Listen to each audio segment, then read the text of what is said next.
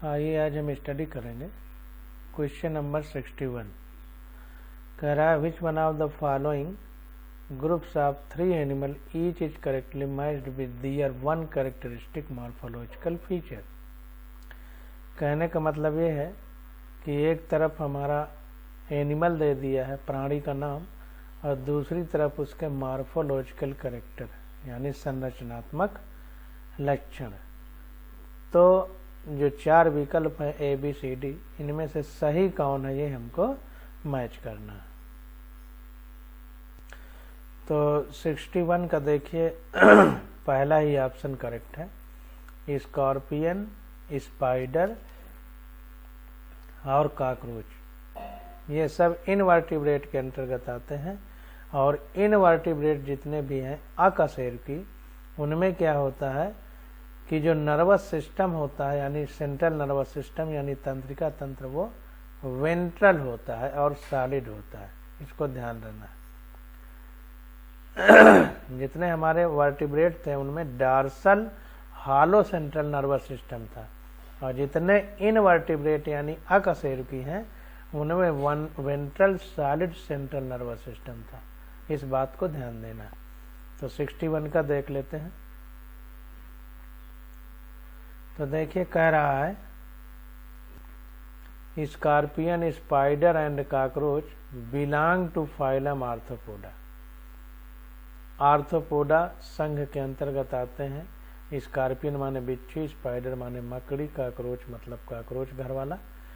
ये सब आर्थ्रोपोडा संघ के अंतर्गत आते हैं जो कि इनवर्टिब्रेट है यानी अकशेरुकी हैं, जिनमें वर्टिब्रल कॉलम नहीं मतलब जो कशेरुकाएं हैं वो नहीं पाई जाती।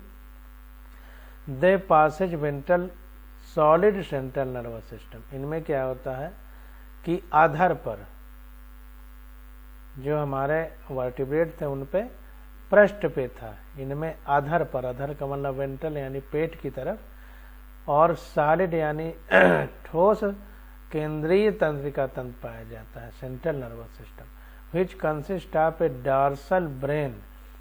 इसमें क्या होता है कि डार्सल यानी पृष्ठ सतह पर ब्रेन होता है connected with a nerve ring to a double ventral nerve cord. और ये जो ब्रेन होता है दो जो है नर्व कार्ड निकल के आती हैं, जैसे बिजली के 2 तार निकल के आते हैं, वो वेंट्रल साइड से आती हैं यानी आधार तंत्रिका रज्जु कह सकते हैं, और ये नर्व रिंग के माध्यम से आती है और ये डार्सल ब्रेन से कनेक्ट रहती है यानी पृष्ठ में जो ब्रेन होता है उससे कनेक्ट रहती है।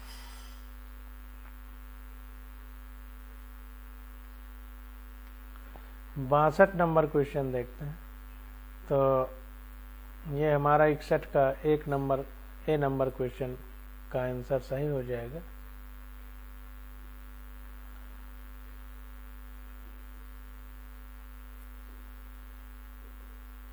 आगे देखते हैं।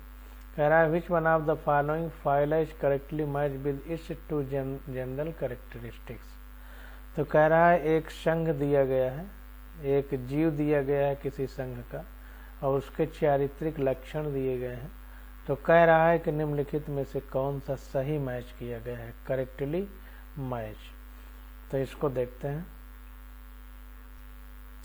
तो 62 का सी ऑप्शन देखिए सही है। आर्थ्रोपोडा जो संघ है body divided into head, thorax and abdomen. इनका शरीर 3 भाग में बटा रहता है, सिर, वक्ष और उदर। सिर को हेड, वक्ष को थोरैक्स और उदर को एब्डोमेन बोलते हैं। एंड रेस्पायरेशन बाय ट्रैकिया, और जो श्वसन की प्रक्रिया होती है उसमें ट्रैकिया द्वारा होती है आर्थ्रोपोडा में। तो ये लक्षण है आर्थ्रोपोडा के। तो 62 का सी ऑप्शन हमारा करेक्ट हो जाएगा। इसको देख लेते हैं। कह रहा है Arthropoda are the largest phylum of king Animalia. तो एनिमैलिया किंगडम का जो है सबसे बड़ा संघ होता है Arthropoda. That characteristically possess and out body layer. और इसकी शारीरिक लक्षण क्या है कि इसके बॉडी में या शरीर में क्यूटिकल पाई जाती है, बाहरी क्यूटिकल का स्तर होता है। The body is composed of segmented usually forming distinct specialised body region. ये कह रहा है बॉडी में इसके सेगमेंट होते हैं यानी खंडित शरीर होता है, और उस खंडित शरीर में से सिर, बक्ष और उदर यानी हेड, थोरैक्स और एब्डामेन पाया जाता है। In them the trachea or wind pipe or book lung are the respiratory organ. इसमें क्या होता है कि ट्रैकिया, जिसको विंड पाइप भी बोलते हैं, सांस लेने वाली नली, या बुकलंग्स इसके रेस्पिरेटरी ऑर्गन्स होते हैं। Found in terrestrial form which help in respiration, जो कि टेरेस्ट्रियल फॉर्म में पाए जाते हैं और सांस लेने में इसकी सहायता करते हैं। अब 63 नंबर क्वेश्चन देखते हैं। 63 नंबर क्वेश्चन में कह रहा है which one of the following is not a characteristic of phylum Annelida. तो पहला ही हमारा करेक्ट है स्यूडोसिलोम। हमने बताया था देखा था कि एनेलिडा, आर्थ्रोपोडा और कार्डेटा, इनमें ट्रूसिलोम पाई जाती थी, सत्य प्रगुहा पाई जाती थी। यहाँ पर स्यूडोसिलोम लिखा है, इसलिए ये गलत हो गया। बाकी सही है। Ventral nervous system, ventral nerve card, ये भी सही है क्योंकि इनवर्टिब्रेट के अंतर्गत आता है। क्लोज सर्कुलेटरी सिस्टम है, ये भी सही है। सेगमेंटेशन, खंडित शरीर है, ये भी सही है। लेकिन ये ए वाला ऑप्शन हमारा गलत है और हमसे गलत ही पूछ रहा है।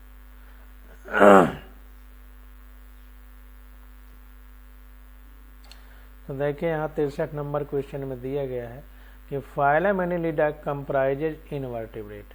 अकशेरुकी यानी इनवर्टिब्रेट के अंतर्गत आता है फाइलम एनेलिडा। और इसके शारीरिक लक्षण क्या है? विच आर सेगमेंटेड यानी बॉडी खंडित होती है।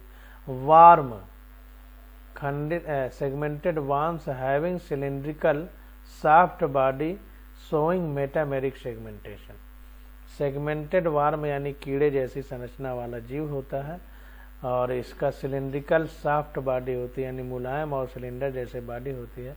इसमें मेटामेरिक सेगमेंटेशन पाया जाता है यानी खंडित शरीर होता है। दीज आर ट्रिप्लोब्लास्टिक यानी त्रिकोरिक होता है, यानी इसके शरीर में 3 प्रकार की सतह पाई जाती हैं, बाह्य त्वचा, मध्य त्वचा, अंतर त्वचा। जाहिर सी बात है कि जो ट्रिप्लोब्लास्टिक थे उसी में से सीलोमेट भी थे यानी प्रगुही भी थे। तो वही कह रहा है दीज आर ट्रिप्लोब्लास्टिक यानी 3 गुहा पाई जाती हैं, शोविंग बायलेटरल सिमेट्री और द्विपार्श्व सममित पाई जाती है इसमें। तो यह इंपॉर्टेंट है कि एनेलिडा हमारा इनवर्टिब्रेट होता है और मेटामेरिक सेगमेंटेशन पाया जाता है, ट्रिप्लोब्लास्टिक होता है, बायलेटरल सिमेट्री होती है, ट्रिप्लोब्लास्टिक है और ट्रूसिलोम पाया जाता है। Is present which is filled with coelomic fluid. Coelom पाई जाती है यानी प्रगुहा पाई जाती है और वो भी सीलोमिक फ्लूइड यानी एक तरल पदार्थ होता है, उस प्रगुहा में भरा रहता है। Annelida are perhaps the first animal to have a true schizocoelic coelom. Annelida हमारे पहले ऐसे जंतु हैं जिनमें सत्य साइजोसेलिक सीलोम पाई जाती है। पीछे हम लोग पढ़ चुके हैं। तो 63 का ये ऑप्शन हमारा करेक्ट हो जाएगा। अब 64 नंबर क्वेश्चन देखते हैं।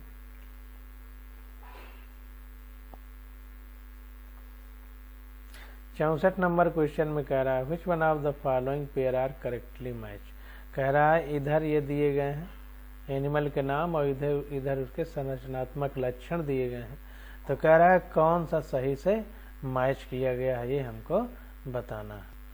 तो इसमें देखिए डी वाला विकल्प हमारा करेक्टली मैच किया गया है। तो डी में देखिए क्या है कि फर्स्ट, थर्ड और 4 सही है, सेकंड वाला गलत। तो क्रोकोडाइल इसमें 4 चैम्बर्ड हार्ट होता है, आता है रेप्टाइल यानी सरीसृप के अंतर्गत है जिसमें कि 3 चैम्बर्ड हार्ट होते हैं, लेकिन क्रोकोडाइल उसका एक अपवाद यानी एक्सेप्शन है। तो क्रोकोडाइल में 4 चैम्बर्ड हार्ट पाया जाएगा। ओविलिया में मेटाजेनेसिस पाया जाता है। मेटाजेनेसिस को हमने बताया था कि लार्वा से वयस्क अवस्था में जब बदलता है तो जो भी परिवर्तन होते हैं उसको मेटाजेनेसिस कहते हैं। लेमर ये हमारा थीकोडोंट होता है यानी इसमें जो थीकोडोंट का मतलब कि एक कैविटी होती है, गुहा होती है दांत के, और जैसे खूंटा गाड़ दिया जाता है भैंस बांधने के लिए, तो उस कैविटी यानी गुहा में दांत हमारा खूंटे की तरह धंसा रहता है उस हड्डी में जो नीचे रहेगी, तो उसको थीकोडोंट कंडीशन बोलते हैं। और सी अर्चिन में पैरापोडिया कह रहा है, पैरापोडिया हमारा एनिलिडा में पाया जाता है, सी अर्चिन में नहीं, तो इसलिए बी वाला सेकंड वाला गलत हो गया। अब 64 का डी देख लेते हैं, डिस्क्रिप्शन।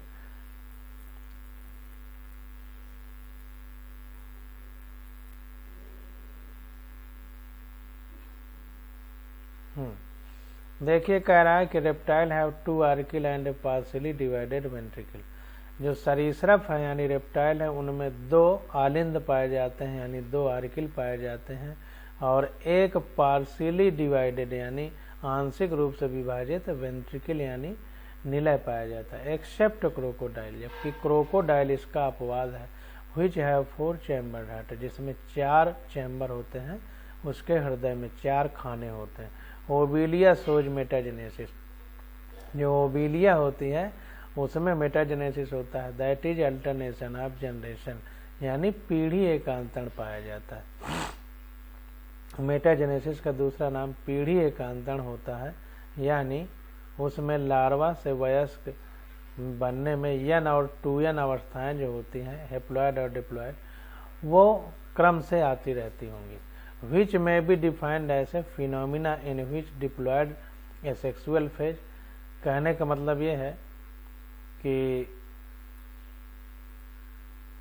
जो अल्टरनेशन ऑफ जनरेशन है उसको ये बता रहा है कि एक प्रकार से यह फिनोमिना है जिसमें diploid asexual phase and alternate with haploid sexual phase, जिसमें द्विगुणित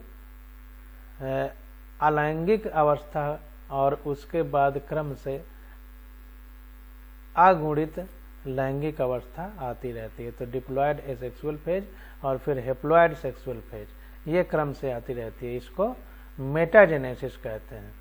lemur has a thecodont teeth that is the teeth are embedded in the socket of the jawbone. Lemur में थीकोडोंट कंडीशन पाई जाती है, और इसका मतलब भी बता रहा है कि teeth are embedded in the socket of the jawbone. जो टीथ होते हैं तो जो जबड़े वाली हड्डी है उसके सॉकेट यानी उसके गड्ढे में धंसे रहते हैं, एम्बेडेड का मतलब धंसे रहते हैं। एक चीज जो यहाँ पर महत्वपूर्ण है वो है मेटाजेनेसिस। तो मेटाजेनेसिस का मतलब अल्टरनेशन ऑफ जनरेशन, और लार्वा से जो वयस्क बदलने में परिवर्तन होता है उसके शरीर में, उसको मेटामार्फोसिस बोलते हैं। ध्यान दीजिए, उसको मेटामार्फोसिस बोलते हैं, हमसे गलत हुआ।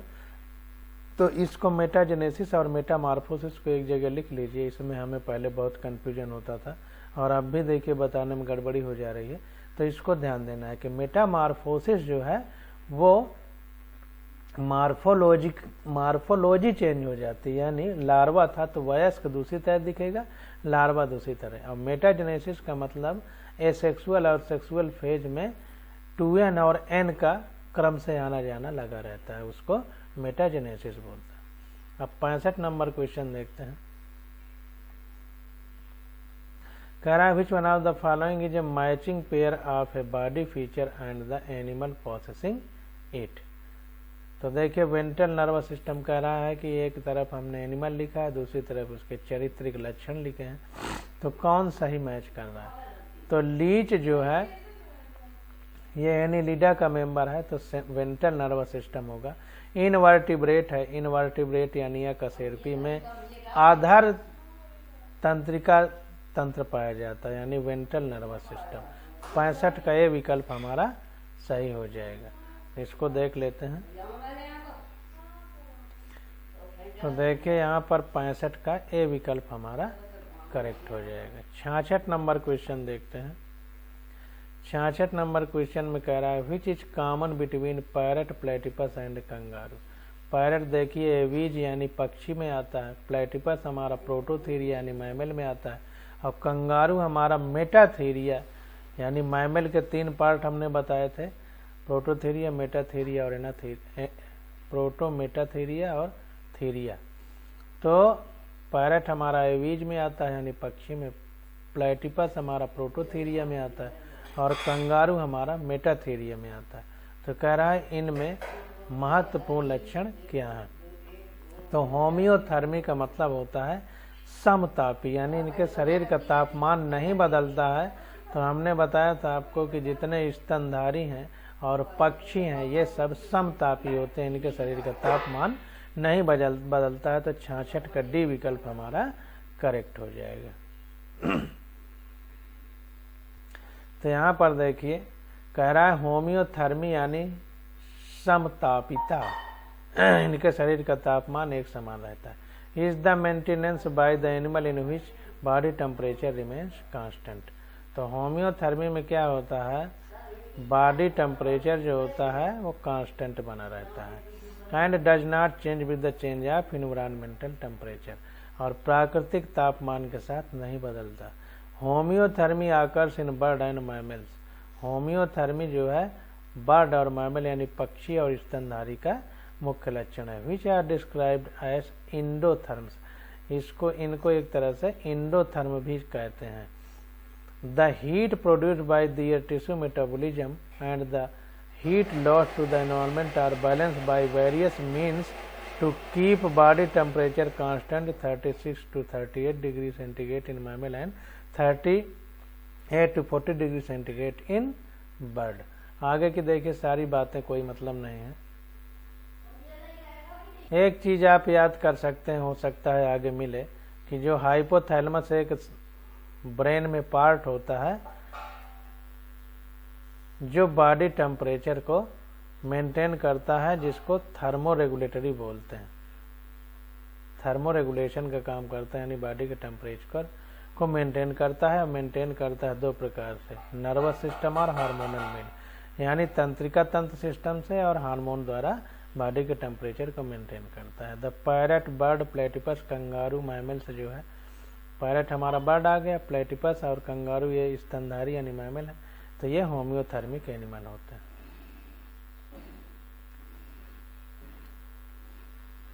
तो 66 का डी विकल्प हमारा करेक्ट हो जाएगा। अब 67 नंबर क्वेश्चन देखते हैं। कह रहा है which is true about Nereis, scorpion, cockroach and silver fish. तो कह रहा है नेरीज, स्कॉर्पियन, कॉकरोच और सिल्वर फिश के बारे में निम्नलिखित में से कौन सा सही है। तो 67 का ए विकल्प हमारा सही है। They are possess dorsal heart. इनमें क्या होता है कि डार्सल हार्ट पाया जाता है, यानी जो हृदय होता है वो पृष्ठ सतह पर पाया जाता है। इनवर्टिब्रेट यानी अकशेरुकी है, इनमें पृष्ठ सतह पर हार्ट पाया जाता है। और हम लोगों में अधर सतह पर हार्ट होता है, इसको ध्यान देना है। जो वर्टिब्रेट है उनमें वेंट्रल साइड में हार्ट होता है और इनमें डार्सल साइड में होता है, यही अंतर होता है। तो इसको ध्यान देना है। तो देखिए कह रहा है कि Nereis, scorpion, cockroach and silver fish there are invertebrate. ये इनवर्टिब्रेट यानी अकशेरुकी के अंतर्गत आते हैं। इनमें कशेरुकाएं नहीं होती, यानी रीढ़ की हड्डी में जैसे हम लोगों में छोटी छोटी हड्डियां होती हैं रीढ़ में पूरी में, तो इस तरह इनमें नहीं होती हैं। और इनमें पृष्ठ सतह पर हृदय होता है, जिधर हमारी रीढ़ होती है उधर हृदय होता है। Nereis is a marine animal while other animal mention in the question are terrestrial. Nereis belongs to the phylum Annelida. अब जो नेरीस होती है इसका फाइलम जो है एनिलिडा होता है। Nereis belongs to the phylum Annelida while rest the animal belongs to the phylum Arthropoda. जो नेरीस है ये एनिलिडा की मेंबर है और बाकी सब आर्थ्रोपोडा के हैं। स्कॉर्पियन, कॉकरोच, सिल्वर फिश ये आर्थ्रोपोडा संघ के हैं। Jointed appendages are present in scorpion, cockroach and silver fish. Arthropoda का मुख्य लक्षण क्या होता है कि इनमें संधित उपांग पाए जाते हैं, यानी पैरों में खंडित पैर पाए जाते हैं, जोड़ बने होते हैं पैर में, जैसे हम लोगों में हड्डियों में जोड़ होते हैं, तो उसी को ज्वाइंटेड अपेंडेज बोला जाएगा। तो 67 का ये विकल्प हमारा सही हो जाएगा। अब 68 नंबर क्वेश्चन देखते हैं। तो 68 नंबर क्वेश्चन में कह रहा है 68 नंबर में कह रहा है कि biradial symmetry and lack of cnidoblast are the characteristic of. Cnidoblast cell नहीं होना चाहिए और द्विपार्श्व सम्मित होना चाहिए तो कह रहा है इनमें से कौन सा विकल्प हमारा सही है। तो 68 का सी विकल्प सही है, टीनोप्लाना एंड बिरोई। तो टीनोप्लाना और बिरोई में द्विपार्श्व समिति पाई जाती है, लेकिन इसमें नीडोब्लास्ट सेल एब्सेंट होती है। इसको देख लेते हैं।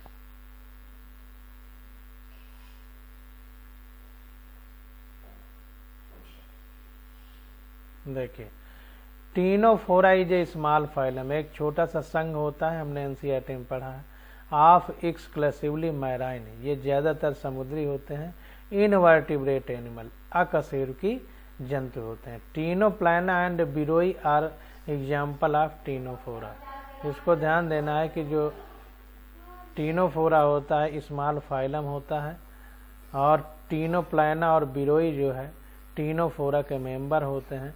दे हैव बायलेटरल सिमेट्री, इनमें बायलेटरल सिमेट्री पाई जाती है। A combination of radial and bilateral symmetry, वास्तव में तो अरी और द्विपार्श्विक समिति का मिश्रण होता है, लेकिन बायलेटरल सिमेट्री, बायरेडियल सिमेट्री यहाँ पर लिखा गया है।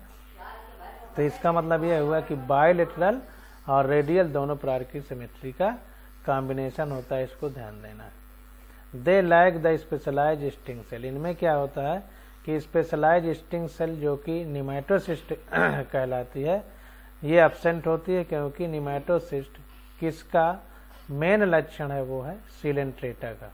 सिलेंट्रेटा यानी इसी को निडेरिया कहते हैं, उसका मेन लक्षण स्टिंगिंग सेल या निमेटोसिस्ट है।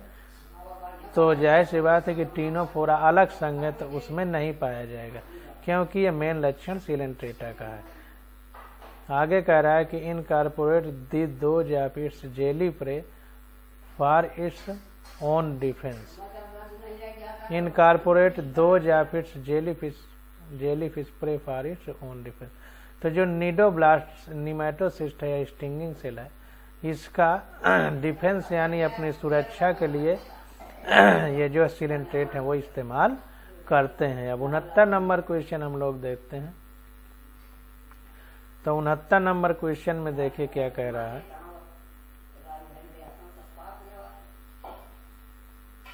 उनहत्तर नंबर क्वेश्चन में कह रहा है two common characters found in centipede, cockroach and crab. कह रहा है सेंटीपीड, कॉकरोच और क्रैब में दो एक ही प्रकार के लक्षण है, वो हमको बताना है।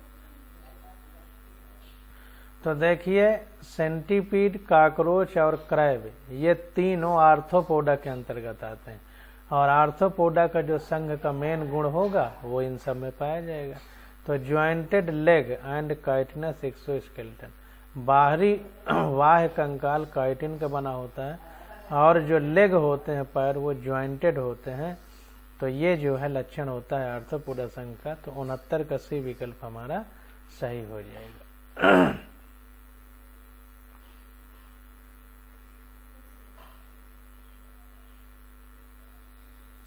तो देखिए, centipede, cockroach and crab all belongs to phylum Arthropoda. ये सब आर्थ्रोपोडा संघ के अंतर्गत आते हैं। Which are characterised by jointed leg. Arthropoda का मुख्य लक्षण क्या है कि इनके पैर संधियों में होते हैं, यानी जोड़ लगे होते हैं हर जगह। एंड काइटिनस एक्सोस्केलेटन, यानी बाहरी जो कंकाल है, कवच जो ढका रहता है इनके शरीर के ऊपर, वो काइटिन का बना रहता है। आर्थ्रोपोड्स है वो bilateral symmetrical and metamerically segmented. तो इनमें क्या होता है कि द्विपार्श्व समिति पाई जाती है और मेटामेरिक सेगमेंटेशन पाया जाती है with haemocoel and open blood vascular system. इनमें जो गुहा होती है उसमें खून भरा रहता है, इसलिए उस गुहा को हीमोसील कहते हैं। और ब्लड वेस्कुलर सिस्टम यानी रुधिर परिसंचरण तंत्र इनका ओपन यानी खुला होता है, यानी रुधिर ब्लड खुला पूरे शरीर में प्रवाहित होता है, उसके लिए कोई नली नहीं होती है। अब 70 नंबर क्वेश्चन देखते हैं।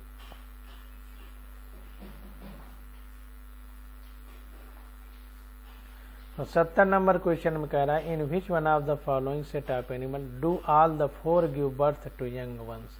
कह रहा है कि ये जो विकल्प दिए गए हैं, तो 4 इसमें जीव दिए गए हैं। तो कह रहा है उन जीवों के नाम बताइए जो सब के सब बच्चे देते हैं, ये हमको बताना है। तो देखिए हम लोगों ने पढ़ा था कि जो स्तनधारी है, स्तनधारी में जो प्रोटोथीरिया थे वो अंडे देते थे और बच्चे को दूध पिलाते थे। तो मेटाथीरिया से लेकर के लास्ट तक जो भी होंगे वो सब बच्चे देंगे। तो कंगारू हमारा मेटाथीरिया में, हेज हॉग, डॉल्फिन्स, लोरिस, ये सब मैमल हैं जो प्रोटोथीरिया में नहीं आते हैं, तो ये सब बच्चे देंगे। तो ये जो है 70 का वाला विकल्प हमारा सही हो जाएगा।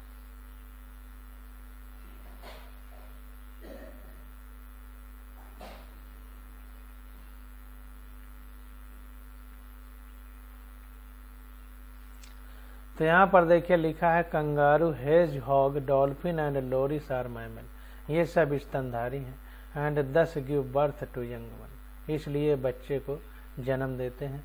Ostrich and kiwi are bird, ostrich और कीवी ये जो है बर्ड यानी पक्षी हैं, इसलिए अंडे देते हैं। Platypus is a most primitive living mammal, जो प्लेटिपस है ये सबसे प्रारंभिक जीवित स्तनधारी है। दैट ले एग, जो कि अंडे देता है।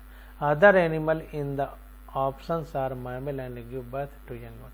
और जो एनिमल यानी जीव दिए गए हैं ऑप्शन में, विकल्पों में, वो सब मतलब स्तनधारी हैं और बच्चे को जन्म देते हैं। तो 70 का ए विकल्प हमारा सही हो जाएगा। अब 71 नंबर क्वेश्चन आ जाता है। तो आज का लेक्चर बस यहीं तक, और 71 नंबर क्वेश्चन से स्टडी हम लोग अगले लेक्चर में करेंगे।